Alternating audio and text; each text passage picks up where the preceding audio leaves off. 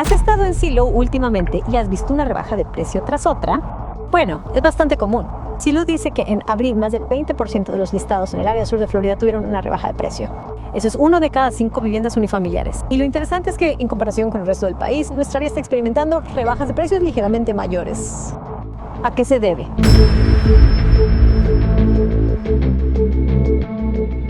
Zillow acaba de publicar una actualización que podría marcar un antes y un después en el mercado inmobiliario de Estados Unidos.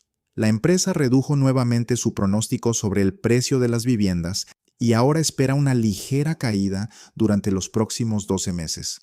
Aunque el cambio parece pequeño, el verdadero problema está en lo que revela esa decisión. Zillow analiza cientos de mercados inmobiliarios en todo el país y ahora calcula que 309 de las 894 áreas metropolitanas que monitorea perderán valor. Durante varios meses consecutivos ha tenido que reducir sus expectativas porque la realidad del mercado ha sido peor de lo que esperaba. Primero proyectaba que los precios seguirían aumentando alrededor de un 2%. Después redujo esa cifra a un crecimiento muy pequeño. Más adelante dijo que prácticamente no habría cambios y finalmente ahora reconoce que los precios podrían comenzar a caer a nivel nacional. Cuando una empresa que cuenta con una de las bases de datos inmobiliarias más grandes del país modifica sus proyecciones una y otra vez, significa que las condiciones del mercado están cambiando más rápido de lo previsto. Esto no parece ser un simple ajuste estadístico ni una variación temporal. Es una señal de que el mercado inmobiliario está entrando en una etapa completamente diferente. Sin embargo, esta situación no es exactamente igual a la crisis de 2008. En aquella época, prácticamente todo el país sufrió fuertes caídas al mismo tiempo. Los precios bajaron en casi todos los mercados y millones de propietarios enfrentaron problemas similares. Lo que está ocurriendo ahora es distinto. El deterioro no está afectando a todas las ciudades por igual. Mientras algunos mercados todavía muestran cierta estabilidad, otros ya atraviesan una corrección muy fuerte. La primera fase comenzó cuando las ventas de viviendas se desplomaron debido al aumento de las tasas de interés. Muchas personas dejaron de comprar porque las mensualidades se volvieron demasiado caras. Pero los propietarios tampoco querían vender porque perderían la tasa baja que habían conseguido años atrás. Como resultado, las ventas disminuyeron, pero los precios resistieron durante un tiempo. Después llegó una segunda etapa, en la que algunas personas ya no pudieron seguir esperando. Cambios de trabajo, divorcios, problemas económicos, gastos médicos, aumentos en los seguros o cualquier otra situación personal obligaron a muchos propietarios a poner sus viviendas en venta. Esa presión comenzó a provocar reducciones de precio en varias ciudades. Ahora parece que el mercado está entrando en una tercera etapa. En esta fase, las ventas forzadas empiezan a aumentar y las caídas dejan de ser casos aislados para convertirse en un problema que poco a poco afecta a más propietarios. Cada vivienda que se vende por debajo del precio esperado influye en el valor de las demás casas cercanas. Esa cadena de reducciones termina presionando a todo el mercado local. Entre los mercados que muestran mayores señales de debilidad aparecen ciudades como Austin, Phoenix, Las Vegas, Cape Coral, Tampa, San Antonio y varias zonas del llamado Cinturón del Sol. En estos lugares, cada vez más vendedores se ven obligados a bajar el precio de sus viviendas porque simplemente no encuentran compradores dispuestos a pagar los valores de hace 1 o 2 años. En algunos mercados, casi la mitad de las casas en venta ya recibió al menos una reducción de precio antes de encontrar un comprador. Eso demuestra que la demanda ha disminuido considerablemente y que los vendedores están teniendo que ajustar sus expectativas para poder cerrar una operación. Además, las viviendas permanecen mucho más tiempo en el mercado. Hace apenas unos años, muchas casas se vendían en pocos días e incluso recibían varias ofertas por encima del precio solicitado. Hoy, la situación es muy diferente. En algunas ciudades, las propiedades permanecen varios meses en venta antes de encontrar un comprador, y en muchos casos, el propietario termina aceptando un precio inferior al que esperaba. Este proceso genera un efecto dominó. Cuando una vivienda se vende por menos dinero, las demás propiedades similares de la zona también pierden valor. Poco a poco, esa presión comienza a extenderse por todo el mercado local. Florida es uno de los estados donde estas señales resultan más evidentes. Varias ciudades muestran un aumento importante en las ejecuciones hipotecarias y también está creciendo el número de viviendas que ya fueron recuperadas por los bancos. Esto suele ocurrir cuando más propietarios dejan de poder cumplir con los pagos de sus préstamos. Al mismo tiempo, el inventario de viviendas disponibles sigue aumentando, lo que da más opciones a los compradores y obliga a los vendedores a competir entre sí bajando sus precios. Mientras muchas familias enfrentan estas dificultades, algunos de los inversionistas más grandes del mundo están actuando de manera completamente diferente. Berkshire Hathaway anunció una inversión de miles de millones de dólares para comprar una importante constructora de viviendas, y otras compañías internacionales también han realizado adquisiciones similares. Estos movimientos suelen ocurrir cuando los grandes inversionistas creen que ciertas empresas están siendo subvaloradas por el mercado y representan una buena oportunidad para el futuro.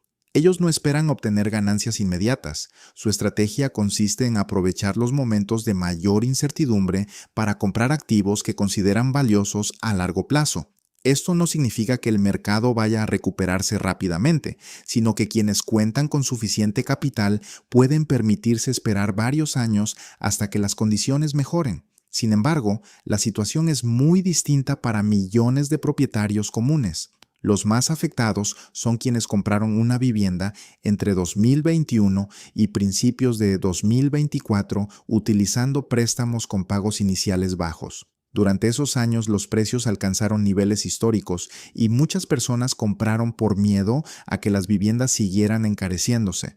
Ahora, en algunos mercados, esas mismas propiedades ya valen menos que cuando fueron adquiridas. Hoy existe mucho más inventario, hay menos competencia y los vendedores muestran mayor disposición para negociar. En algunos mercados, esperar unos meses podría permitir comprar una vivienda a un precio considerablemente más bajo. Para los vendedores, en cambio, la situación es más complicada. Esperar demasiado tiempo con la esperanza de recuperar los precios del pasado puede terminar siendo un error si el mercado continúa debilitándose. Finalmente, para los inversionistas, el panorama también ha cambiado. Durante años bastaba con comprar prácticamente cualquier vivienda y esperar a que aumentara de valor.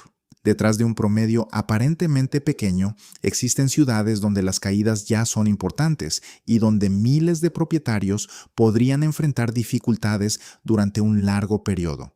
Comprender esas diferencias será fundamental para tomar mejores decisiones antes de comprar, vender o invertir en una vivienda. Si ya tienes tu casa propia, puedes invertir en bienes raíces, e invertir en bienes raíces es bueno, pero tienes que saber a qué es lo que te vas a meter, porque si te metes pensando que es bueno y que es la mejor opción, entonces podrías perder muchísimo dinero, y de eso se trata este video. En este video vamos a estar hablando acerca de la diferencia de invertir en una casa y la diferencia de invertir en otro vehículo financiero.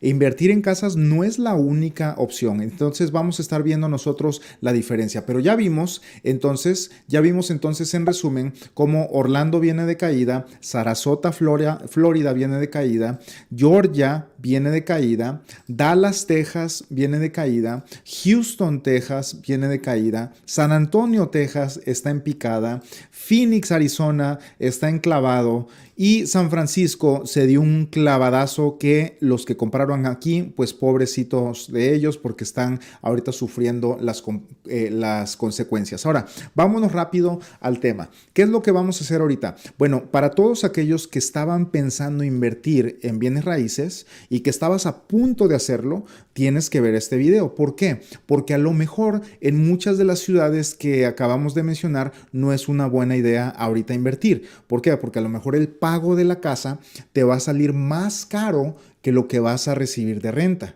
Y si eso sucede, entonces vas a tener que estar invirtiéndole dinero mensualmente a la casa y no vas a ver ninguna ganancia por muchos años. Ahora, no estoy diciendo, aquí no estamos anunciando que todo el país está en colapso. No.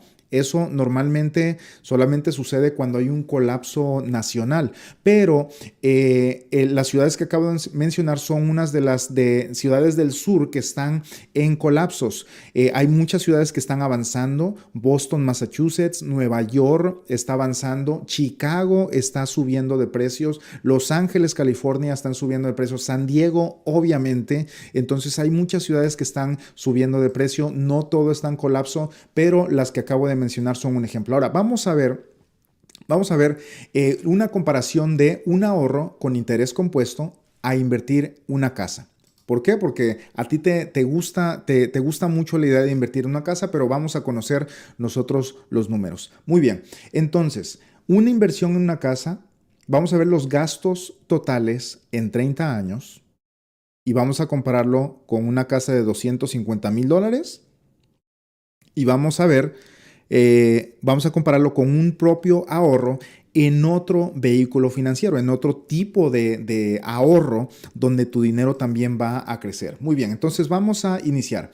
¿Qué es lo que sucede? Si tú quieres comprar una casa de $250,000, entonces necesitas aproximadamente un 20% de enganche, que vienen siendo $50,000. Ahora, esos $50,000 no tan solo necesitas tú $50,000, sino que también tenemos aquí la columna del tiempo, el tiempo que tú le inviertes a este negocio. ¿Por qué? Porque es un negocio. Esto no es comprar una casa, y ponme atención en esto. Comprar una casa para rentarla no es una inversión. Bueno, si lo quieres ver así, puedes decir que es una inversión, pero no, simplemente estás poniéndote a trabajar con tu dinero. Una inversión es un lugar donde tú vas, depositas el dinero, te volteas y te olvidas de eso. Esa es una inversión que crece solito.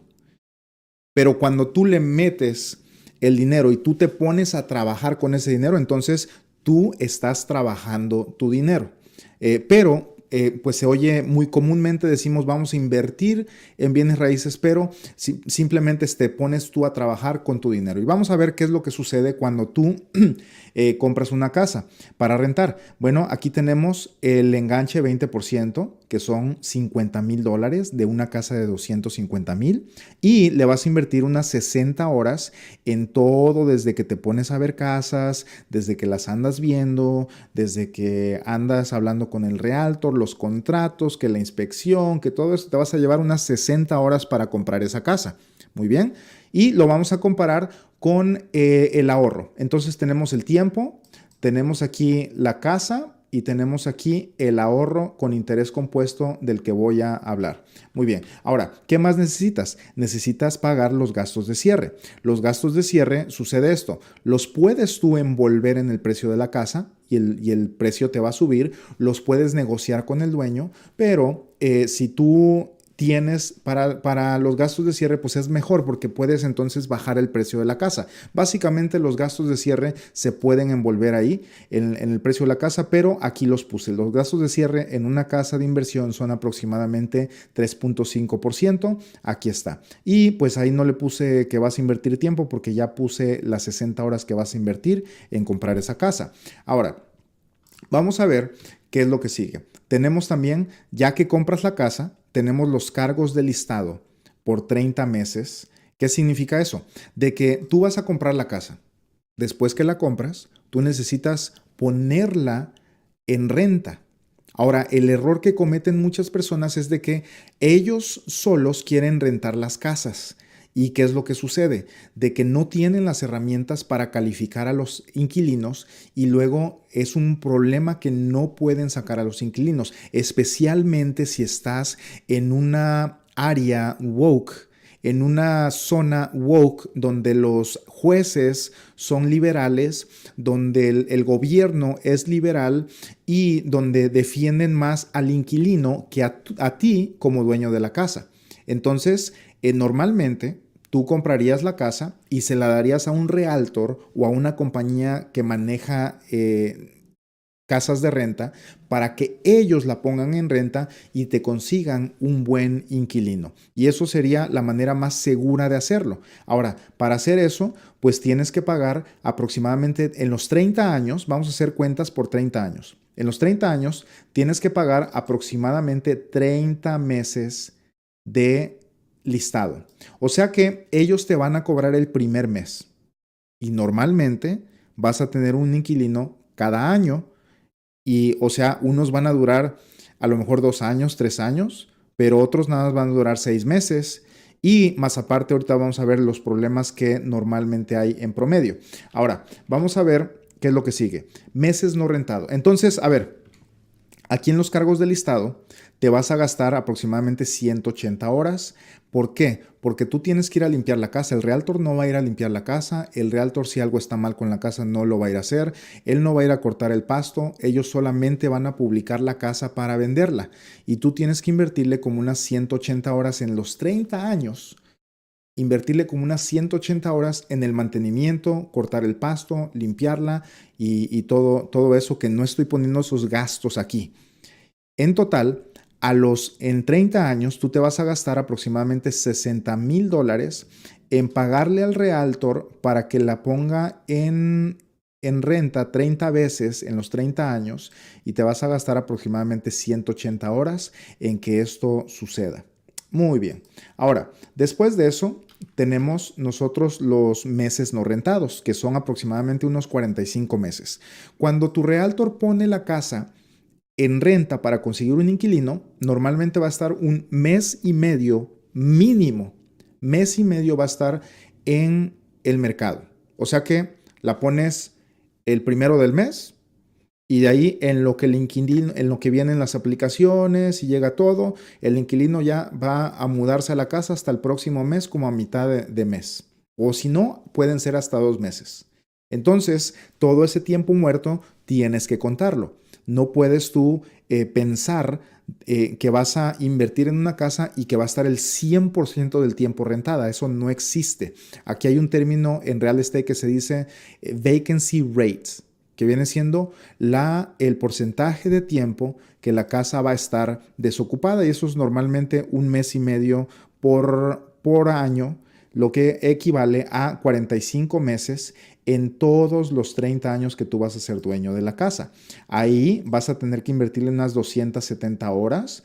¿Por qué? Porque tienes que ir a cortar el pasto, tienes que ir a arreglar la casa, tienes que ir a limpiarla, tienes que, no sé, que alguien quebró una ventana y que se metió un gato ahí, y que hay un animal muerto y que todas esas cosas suceden.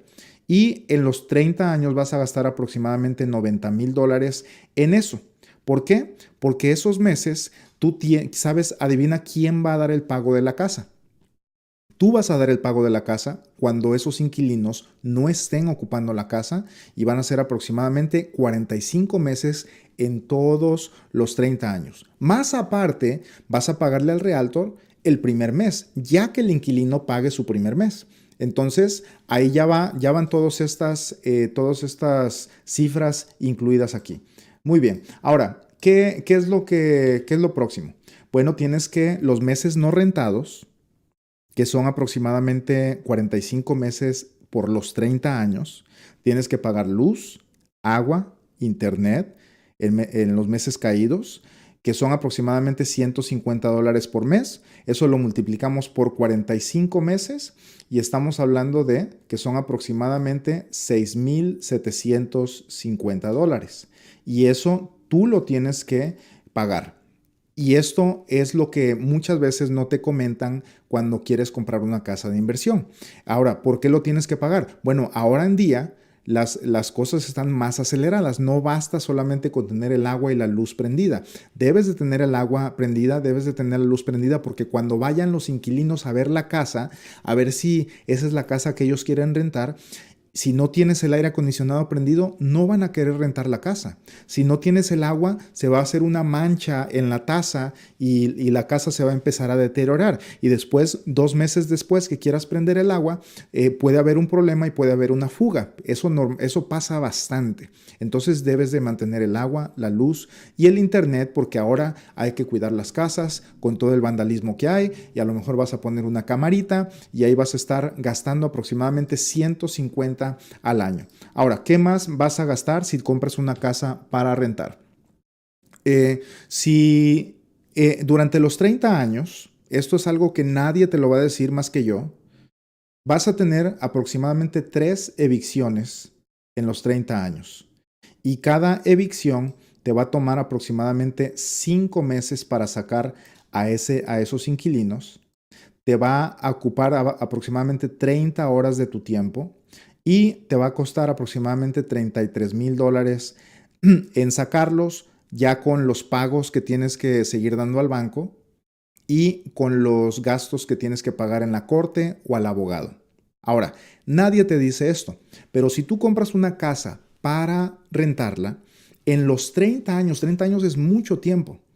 En esos 30 años van a existir por lo menos 3 personas, por muy bien que tú los filtres, aunque se la des a una compañía de mantenimiento, aunque se la des a una empresa que se dedica a eso, en 30 años de tantos inquilinos te van a salir 3, uno cada 10 años, que no se va a querer salir, y en lo que no se sale no te va a dar los pagos mensuales. Y tú tienes que pagar eso al banco. Y normalmente mínimo son 5 meses para que tú puedas sacar a esa persona. Entonces tú tienes que pagar todos los pagos del banco y después tienes que ir al juez y meter la aplicación. Aquí en Texas cuesta aproximadamente unos $400 si tú haces el trabajo, pero casi siempre te recomiendan que vayas con un abogado. Al abogado le vas a pagar unos $2,000, $3,000, pero los vas a sacar más rápido. Y a lo mejor te vas a ahorrar un pago de $2,000 que tenías tú en el préstamo de la casa. Entonces, esto va a suceder por muy bueno que seas. No lo podemos evitar, son estadísticas simplemente. Ahora, ¿cuántas horas totales de trabajo vas a gastar? Bueno, aquí ya tenemos el total de horas que tú le vas a invertir a esa inversión para tener una casa de renta. Y otra vez te lo digo, no estoy aquí hablando yo de que comprar una casa para rentar es malo. No. Es una muy buena estrategia y muchas personas tienen, les va muy bien. A final de cuentas vas a ganar. Pero no vas a ganar lo que tú pensabas, sino tienes que considerar todos estos números. Muy bien. Entonces, ¿qué quiere decir todas estas horas que tú vas a invertir? Significa que si tú ganas aproximadamente 30 la hora y en tu trabajo, entonces entre todas las horas son como unas 540 horas que le vas a invertir, lo multiplicas por 30 y tú estás trabajando aproximadamente $16,000 por esa inversión que tú tienes. O sea que tú debes de considerar tu tiempo, porque tu tiempo es valioso, tú vales dinero. Por eso cuando vas a trabajar, te pagan por hora y te dan un sueldo. Ahora, lo que muchas veces sucede es de que tú dices, voy a invertir en una casa y le metes muchísimas horas y tú nunca cuentas esas horas como horas de trabajo, pero tienes que contarlas, porque a lo mejor te conviene mejor meter overtime, mejor quedarte a trabajar o agarrarte un segundo trabajo que estar invirtiéndolo aquí, porque aquí a lo mejor vas a estar en pérdidas los primeros años y tienes que considerar todo esto. Entonces, aquí tenemos los números desde el enganche, los gastos de cierre, los cargos del listado, los meses no rentados, la luz, el agua, el internet en los meses caídos, las 3 evicciones que te van a suceder en los 30 años y las horas totales de trabajo. Después de eso, pues vamos a sacar el total y son 540 horas trabajadas que tú tuviste que andar trabajando. ¿Por qué? Porque tú no vas a mandar a alguien a que limpie la casa, te va a salir carísimo. No vas a andar mandando gente que te vaya a cortar el pasto, porque te va a salir mucho más caro y el número de la derecha va a empezar a aumentar más y más. Este número sube si tú le sigues aumentando y fíjate que no estoy considerando reparaciones. Aquí Dios no lo quiera, un aire acondicionado, ese normalmente, no lo estoy poniendo aquí, pero normalmente un aire acondicionado lo tienes que reemplazar cada 10 años. Y ahorita te va a salir en $8,000, en 10 años te va a salir en 15 y en 20 años te va a salir en a lo mejor $20,000 cambiar un aire acondicionado. Y son gastos que tú tienes que ir previniendo. ¿Qué tal si viene una granizada o si viene un viento, te tumba te tumba el techo? Tienes tú que arreglar eso y pagar el deducible y hablarle al seguro y son más horas de trabajo y más dinero que tienes que invertir. Ahora, hasta ahí vamos bien. Entonces, en total, ya tomando en cuenta el enganche y todo esto, llevamos nosotros gastados $264,700 que salió de nuestro bolsillo. Todo esto ha salido de nuestro bolsillo. Y ahora, ¿qué es lo que sucede normalmente? Que el que te está vendiendo la casa, el realtor o el que te está invitando a invertir y a rentar casas, pues no te lo está comentando porque nadie piensa al futuro. Lo único que estamos viendo ahorita es cuánto está el pago y en cuánto la voy a rentar. Pero todos los demás gastos nadie te los está diciendo. Entonces tienes que considerarlos. Ya cuando en los 30 años, con una casa de 250,000, te va a salir, tú vas a desembolsar de tu bolsa aproximadamente 264,000. Eso es lo que va a salir de tu bolsa. Y lo que paga el inquilino, entonces ya eso es para pagar los otros meses de renta y para pagar las reparaciones. Porque algunos dicen, no, es que cada año le voy a subir la renta al inquilino. Bueno, lo único que puede subirle es el grado de inflación, como va el mercado, que es aproximadamente 3.5%. Eso es en promedio lo que tú puedes subirle de renta a los inquilinos. De otra manera, entonces si les cobras mucho, se te van a ir. Y con un inquilino que se te vaya, mira, se va a crear otro problema porque vas a perder un mes, 2 meses en lo que la rentas otra vez. Entonces, realísticamente, una casa para rentar, esto es lo que vas a desembolsar de tu cuenta de banco, de tu trabajo. Esto es lo que vas a desembolsar realísticamente. Ahora, vamos a ver qué es lo que podrías tú hacer con esos $264,000 en otro lugar. Y aquí es donde viene la comparación. Mira, tenemos la comparación de una inversión en una casa y tenemos la comparación con un ahorro propio en otro lugar. Pues vamos a ver cómo funcionaría cada una de las dos. Vamos a irnos uno por uno. La inversión inicial. Bueno, aquí tenemos la inversión inicial. Y vamos también, algo que necesitamos muy importante es la edad. La edad de la persona. Vamos a suponer que tienes 35 años y apenas estás lleno de vida, tienes niños chiquitos, tienes a tu esposa, ya vives en tu propia casa y tú tienes un buen trabajo y dices, quiero invertir en bienes raíces. Entonces, vamos a darle y vamos a ver cuál es la diferencia. Entonces, la inversión inicial. Ya vimos que la inversión inicial para comprar una casa tienes que poner lo que es el enganche y lo que son los gastos de cierre, que son aproximadamente $58,000.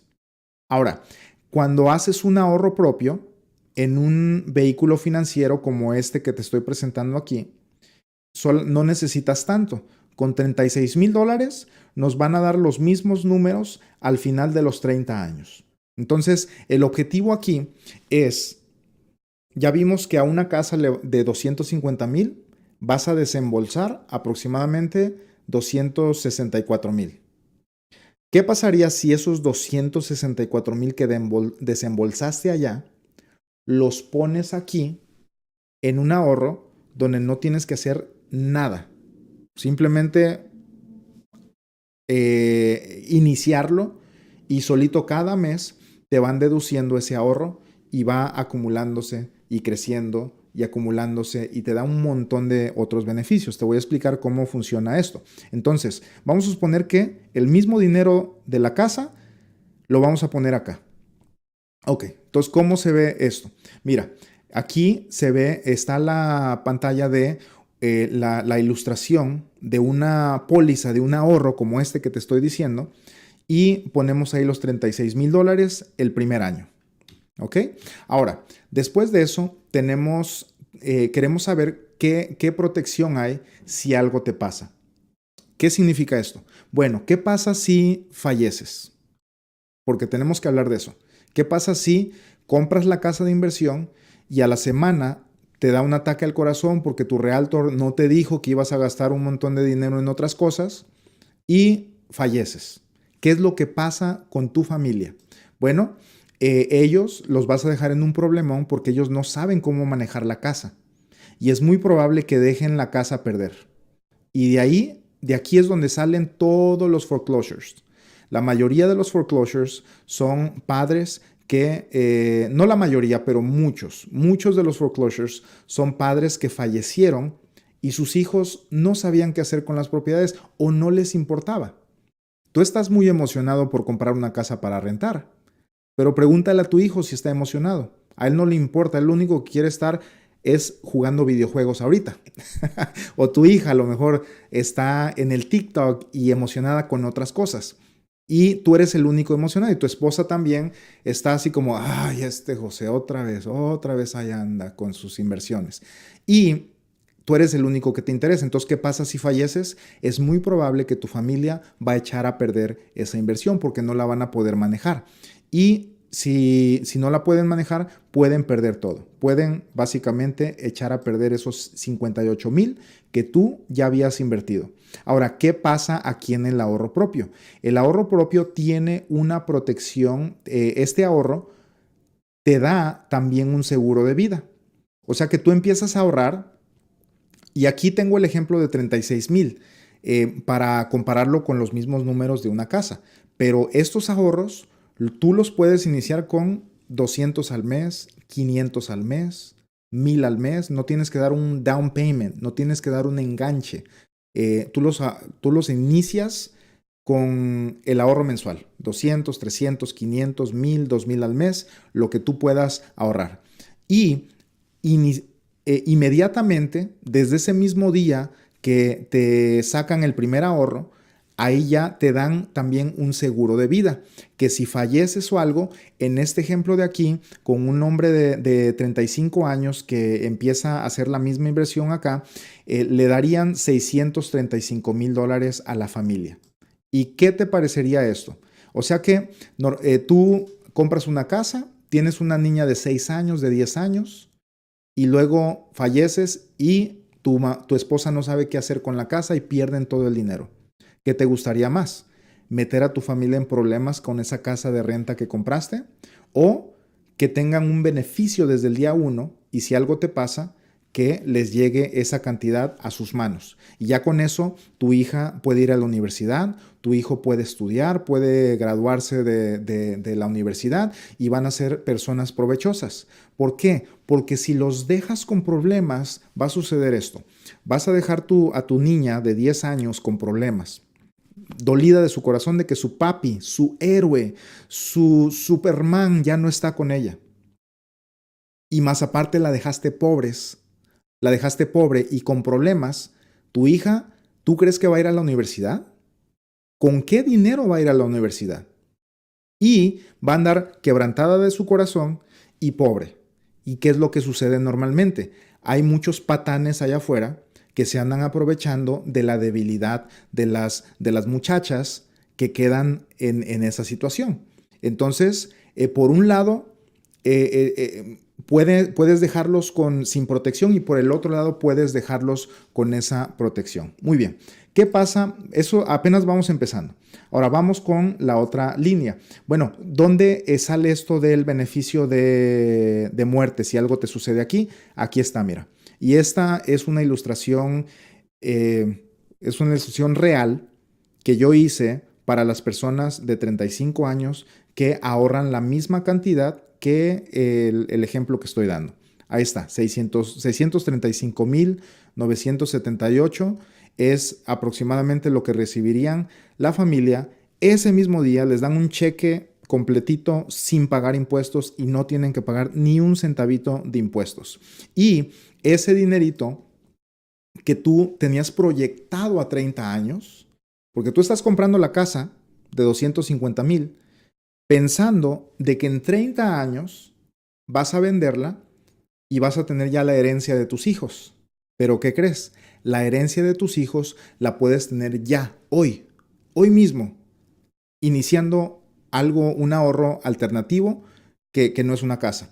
Muy bien. Ahora, vamos a pasar al otro beneficio. Accesibilidad a tu dinero, por ejemplo, en 5 años.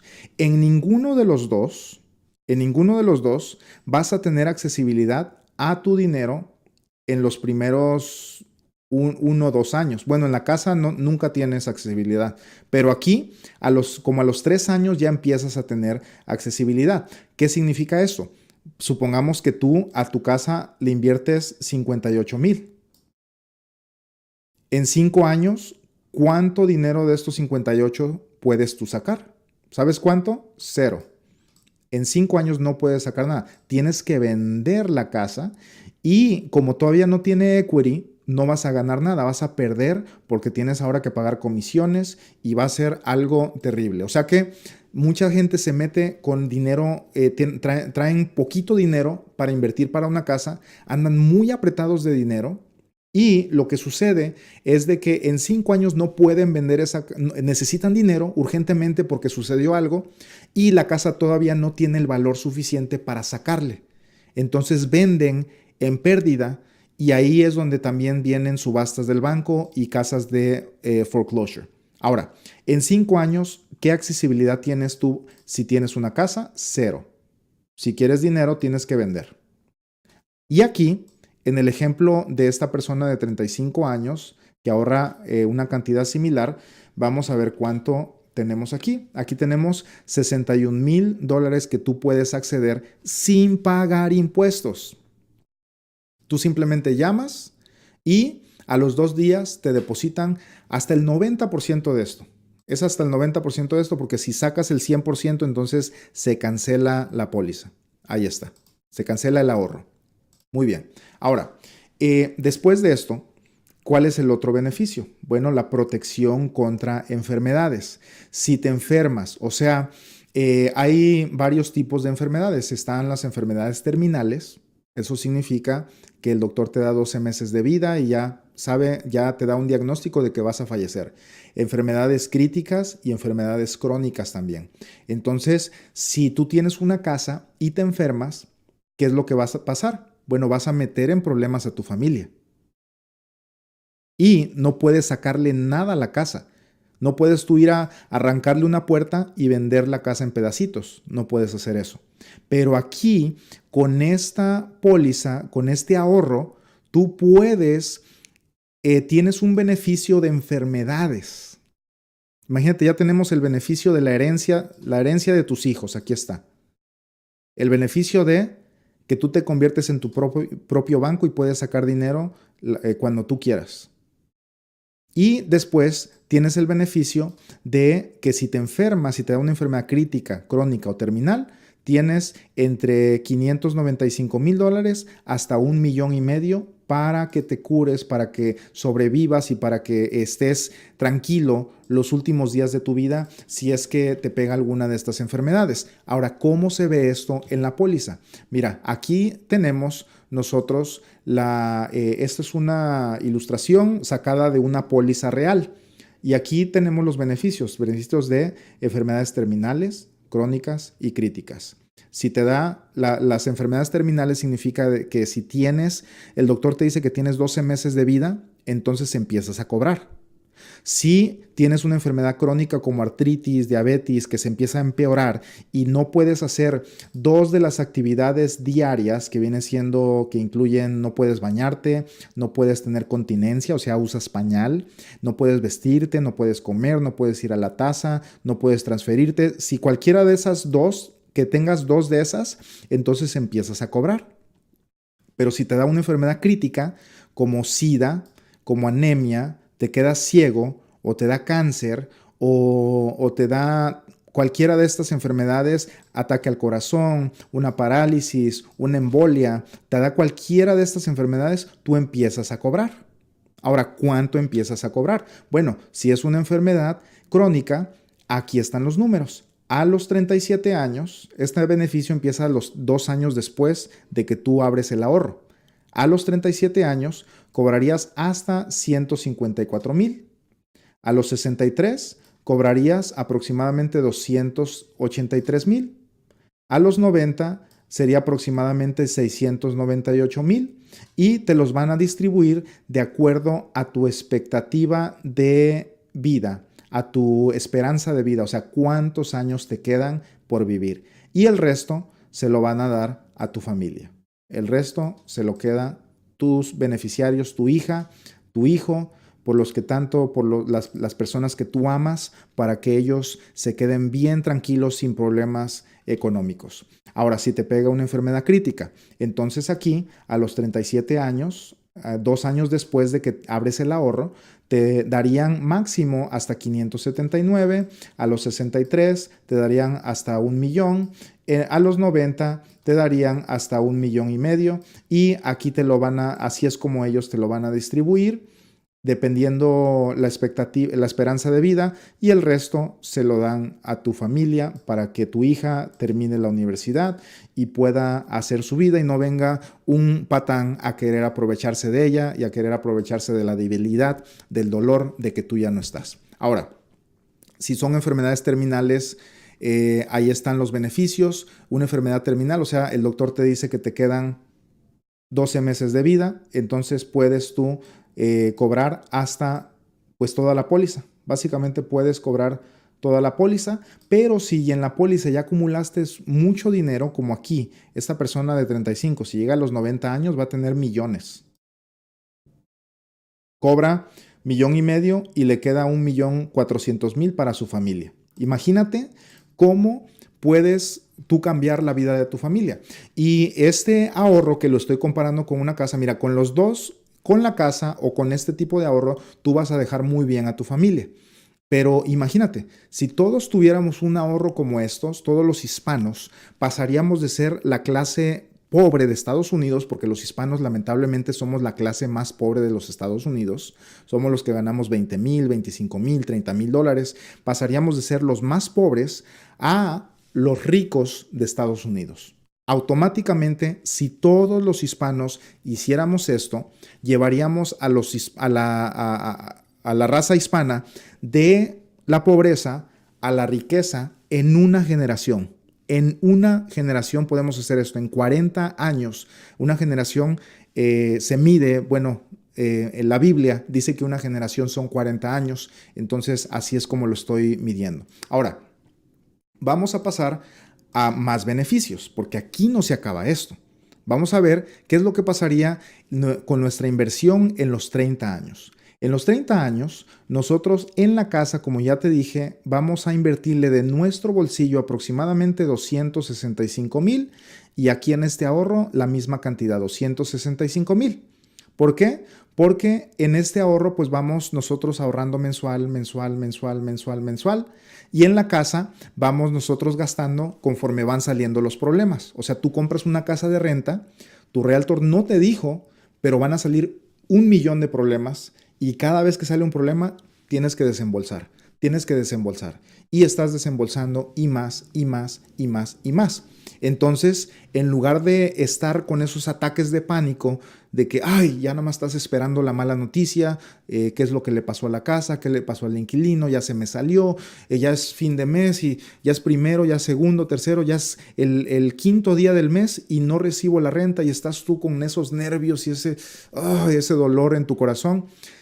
Todo eso lo puedes eliminar y simplemente que te saquen el ahorro mensualmente de tu cuenta de banco. Entonces, en los dos invertimos o metimos la misma cantidad. Pusimos a trabajar la misma cantidad. Ahora, ¿qué pasa? ¿Cómo se ve aquí en la póliza? Mira, aquí están. Con este ejemplo, a los 30 años ya le pusimos 262,000 dólares, que es muy similar a lo que le invertimos a la casa.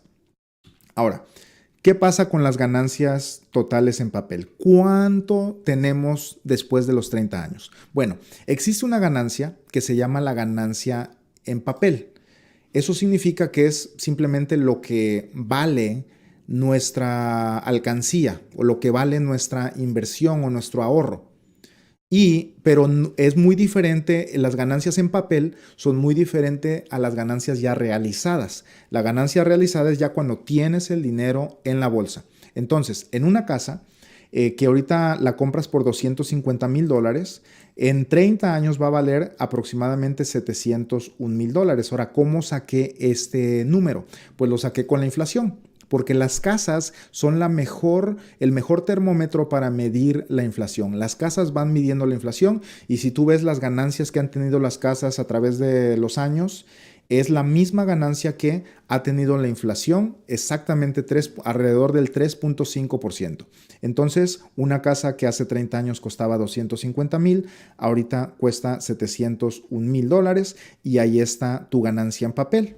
¿Y cuánto tienes aquí en la póliza? Aquí tienes un poquito menos, pero ahorita te vas a impactar de lo que vas a ver aquí. Muy bien, entonces aquí tenemos las ganancias en papel y mira, aquí tenemos la ganancia en la póliza. Ese es dinero disponible que tú puedes sacar. Muy bien. Ahora, vamos a ver cuánta accesibilidad tienes tú a los 30 años. Si tú quieres sacarle dinero a estos 701,000 en 30 años, tienes que venderla. Tienes que venderla. Tienes que venderla. Así de fácil. Ahora, mucha gente va a decir, no, es que si llegan los 30 años, sacas una línea de crédito y le sacas dinero. Pero te voy a decir algo. Si tú calificas para que te den una línea de crédito, eso quiere decir que ganas muy bien. Y si ganas muy bien, ¿para qué vas a necesitar dinero? Normalmente lo que sucede todos los días, y yo hablo con gente todos los días, normalmente lo que sucede es, llegan los 30 años y el dueño de la casa dice, necesito dinero, necesito sacarle dinero a la casa. ¿Por qué? Porque no tienen dinero, porque están necesitados de dinero. Entonces van al banco y el banco se da cuenta que no ganan lo suficiente para una línea de crédito. No tienen pruebas de ingresos. Entonces, por esa misma razón de que no tienen dinero y están necesitados, el banco no les va a prestar. Entonces, normalmente tienen que vender. Pero, ¿qué pasa aquí en la póliza, en este ahorro? En este ahorro no tienes tú que vender. Aquí puedes retirar hasta el 90% de lo que está en esta columna.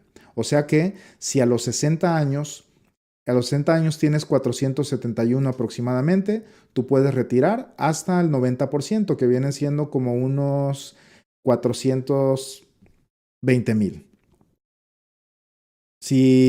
Vamos a suponer que ya tienes 73 años, ya tienes 1,000,000, puedes retirar hasta $900,000.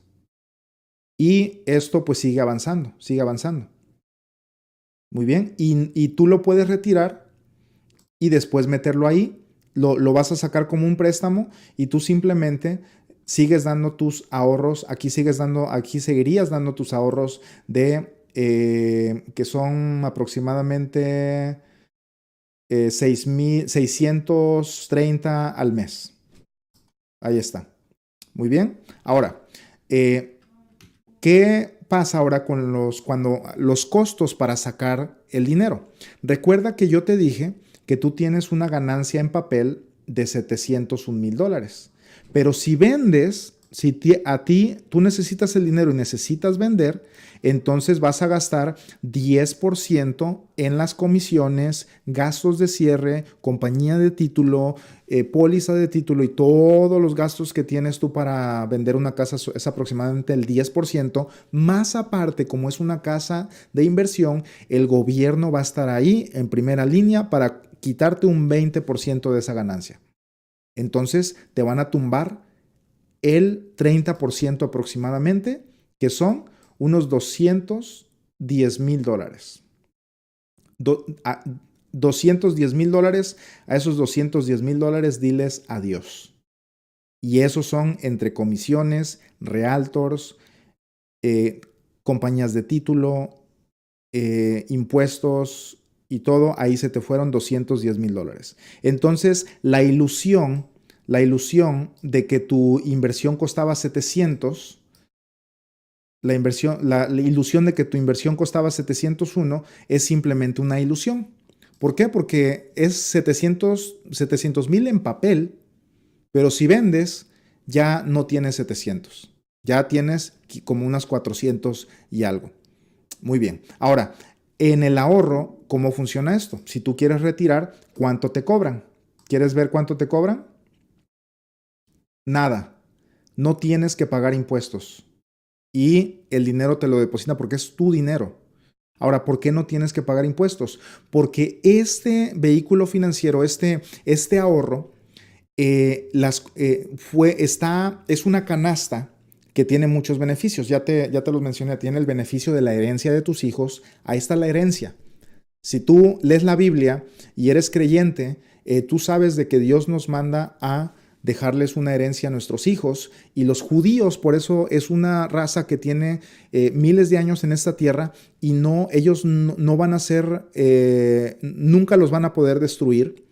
Primero, porque son el pueblo escogido de Dios, y segundo, porque la estrategia financiera de ellos hace que los hijos sean más grandes que los padres, y luego esos hijos, sus otros hijos son más grandes y más ricos y más poderosos, y ellos tienen una estrategia de dejarle una herencia más grande a sus hijos que Dios se las mandó en el Antiguo Testamento. Entonces, en esta canasta de beneficios de ahorro que te estoy diciendo, tú tienes la herencia de tus hijos, tienes protección contra enfermedades terminales, críticas y crónicas, tienes el crecimiento de tu dinero con los mercados, tienes eliminación de riesgo, tienes beneficios de impuesto, que es lo que estamos viendo aquí, y tienes liquidez. O sea que no tienes que esperar a que estás viejito para retirar. Tú, si a los 5 años ya acumulaste algo, ya puedes retirar ese dinero para cualquier cosa que lo necesites. Muy bien. Entonces ahí están los códigos del IRS que le dan el beneficio a este vehículo financiero, que está clasificado como un seguro de vida, pero no es un simplecito seguro de vida, no es nada de eso. Un seguro de vida regular, tú lo compras, en 10 años ya expiró, o en 20 años ya expiró. Te tienes que morir rápido con un seguro de vida típico, porque esos se expiran, y si no te moriste, entonces ya perdiste. Es como un juego de que tómala o déjala. Ahora, aquí ya vimos entonces los costos para vender la casa. Y básicamente durante los 30 años tu dinero está atorado. Está totalmente atorado tu dinero aquí. Por eso tú has visto que yo no soy de la idea de comprar casas en efectivo. Porque si tú compras una casa en efectivo, pues está bien, ¿no? Y cada quien tiene su propia estrategia. Pero si tú compras una casa en efectivo, tu dinero se queda atorado. Tu dinero se queda amarrado y no puedes sacarlo. No te van a dar, es dificilísimo que te den una línea de crédito, es dificilísimo refinanciar, y te van a cobrar $15,000 por refinanciar. Y es algo brutal, porque tu dinero está ahí y tú dices, ay, ahora que necesito el dinero porque tengo que vender la casa, y te obliga a hacer cosas precipitadas que te quitan y te roban las ganancias. Ahora, después de eso, el total dinero disponible después de los 30 años, después de los impuestos, después de todo lo que te cobran, mira, aquí tenemos 490,000 y aquí tenemos 600,000 que tú puedes disponer. Ahora, ¿cuál es la diferencia? Aquí, todos estos años, tú no tuviste que hacer absolutamente nada. Pudiste haber echándote a dormir al sillón, y el ahorro te lo sacan automático del banco, y no tuviste que hacer nada.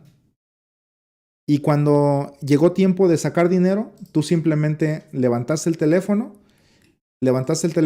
y empezaste, y te depositaron a los 3 días. Pero para la casa tuviste que atravesar por un montón de trabajo y un montón de problemas, de corajes, no sé, hasta te enfermaste de esa preocupación, etc. Pero también tienes una ganancia, mira. $490,000. Es lo que tú lograste ahorrar en esa casa. Entonces aquí es donde ya está la diferencia y tú puedes tomar una decisión de dónde poner tu dinero a trabajar. Y aquí mira, está un ejemplo a los 30 años, eso es el dinero que puedes sacar en este ejemplo de una persona de 35 años que ahorra lo mismo que ahorraría que invertiría en una casa. Y por último, la herencia para tus hijos y tus nietos. Muy bien, yo le pregunto a la gente, oye, ¿has pensado en la herencia para tus hijos? La mayoría no ha pensado en eso, pero es muy sabio pensar en eso. ¿Por qué? Porque si nosotros hay muchas cosas de la manera que te puedo explicar. Te la puedo explicar desde el punto de vista patriótico. Si tú veniste a Estados Unidos porque Estados Unidos te dio lo que en tu país no te pudieron dar. Y si venimos aquí es para que levantemos al país y lo dejemos mejor que como lo encontramos. Eso significa que si tú dejas a tus hijos más pobre que como tú estás y no les dejas una herencia, entonces estás degradando el país. Eso viéndolo del punto de vista patriótico. Pero si eso no te interesa, entonces vamos a verlo del punto de vista de la herencia, ¿no? Son tus hijos y tú los amas. Ahora, este ahorro y cualquier inversión, si tú no amas a tus hijos, pues no tiene sentido. Y básicamente yo me puse a pensar en esto, que si tú, para lo que estás trabajando, si tú no amas a tus hijos, entonces nada tiene sentido. Porque ¿para qué estás trabajando? Le vas a dejar dinero a unas criaturas que tú engendraste que no los quieres. Entonces como que la vida no tiene sentido si no amas a tus hijos. Pero si sí amas a tus hijos, entonces esto hace mucho sentido. Y mira nada más la diferencia. En todo tu trabajo aquí, 540 horas que le invertiste aquí, te va a dar $490,000 de herencia para tus hijos. Y aquí te va a dar 1,200,000. ¿Y qué crees? Es el mismo dinero, fue el mismo dinero, pero en un lado no tuviste que invertir ni horas ni nada y generaste más.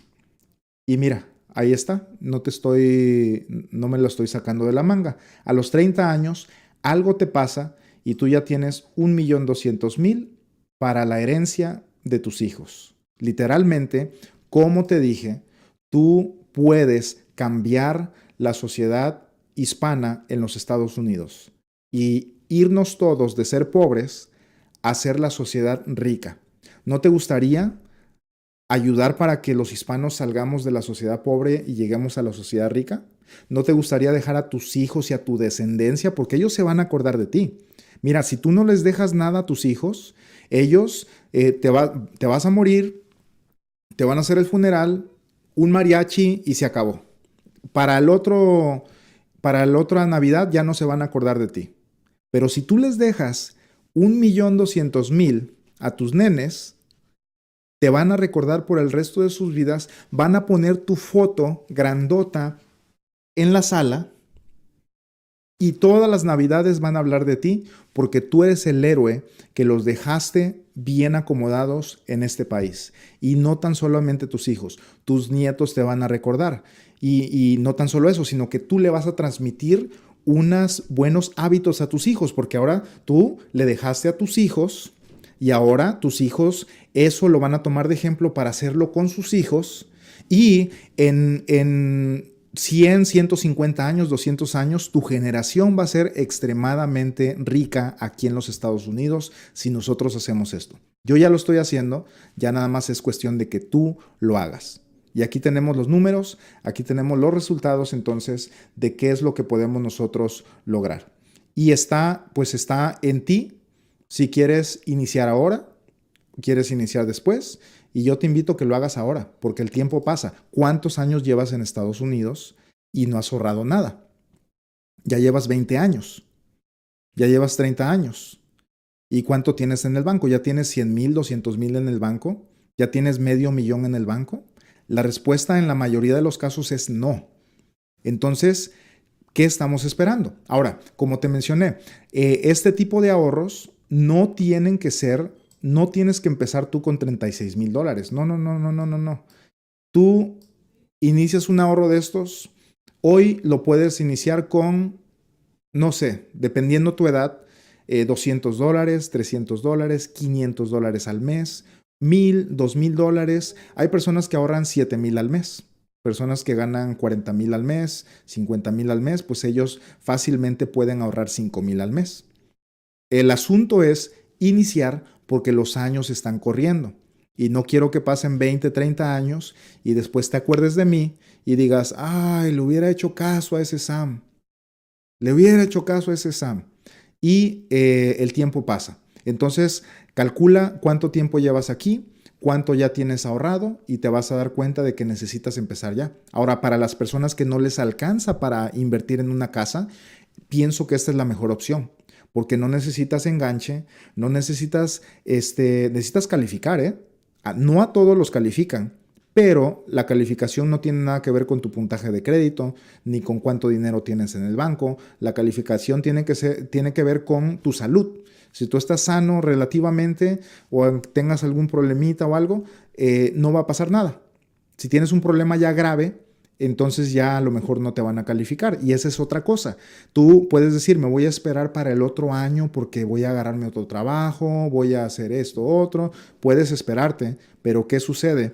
Que si te enfermas de aquí a un año, te pega algún cáncer, alguna enfermedad, van a pasar dos cosas. Ya nunca te van a querer asegurar. Y número dos, no vas a tener ninguna protección para tu vida. Entonces, el tiempo siempre es ayer. Ayer teníamos que empezar a ahorrar, ayer teníamos que empezar a protegernos, ayer teníamos que empezar a invertir. Y si tú lo que quieres hacer es invertir en una casa, pues bueno, pienso que estos números son muy realistas, los puedes tú aplicar en las inversiones que vas a tener y de todos modos vas a ganar. ¿Por qué? Porque el tener una casa te va a dar un orgullo muy grande. Tú vas a una fiesta un fin de semana y les dices que tienes una casa o dos casas o tres casas de renta y la gente te va a ver con los mejores ojos, te van a ver como el inversionista, te van a ver como el Donald Trump de la familia. Ahora, si tienes un ahorro, pues nadie sabe qué es eso, nadie te va a hacer caso, solamente tú sabes que tienes los millones ahorrados. Entonces, esa podría ser una diferencia, el orgullo de pues presumirlo a la familia, porque sí, una persona que tiene 3, 4, 5 casas se escucha muchísimo mejor a que les digas, no, pues yo tengo un ahorrito ahí en un lugarcito.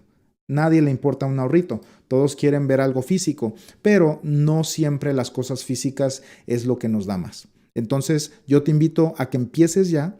No dejes pasar otro día y si tú quieres empezar tu ahorro, ve a la descripción del video y de hecho aquí los que están aquí en el chat se los voy a poner aquí para que si quieren iniciar un ahorro como estos pues lo puedan empezar.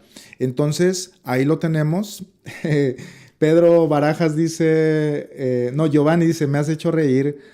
Pondrán tu foto grandota. Suena hasta interesante, está bien la idea. Así es. Van a poner tu foto grandota. ¿Qué pasa si tienes 50 años? Sí se puede. Yo tengo clientes que hasta de 62 ya se ven bien los números. Y los que tienen 70, hasta estoy atendiendo a un cliente ahorita que tiene 79 años. Y todavía podemos armar algo. Obviamente ya no da tiempo de hacer millones, ya no da tiempo. Si tienes 30, de 30 a 40, todavía podemos pegarle al millón. De 20, 30, 40, todavía podemos llegarle al millón para que dejes a tus hijos millonarios. Ya de 40 para arriba, ya empiezan a bajar los números, pero también, si tienes $2,000 para ahorrar, aunque tengas 50, esa cosa va a avanzar muchísimo y vas a acumular bastante y puedes pegarle al millón. Entonces todo depende de tu edad, depende de cuánto puedes tú ahorrar. No nos dicen, nos prohíben que le llamemos inversión. Esto no es una inversión, tampoco es un simple seguro de vida. Esto es un ahorro con beneficios. Un ahorro con beneficios. Entonces, familia, muchas gracias por estar aquí. Los voy a dejar con esto y nos vemos hasta la próxima.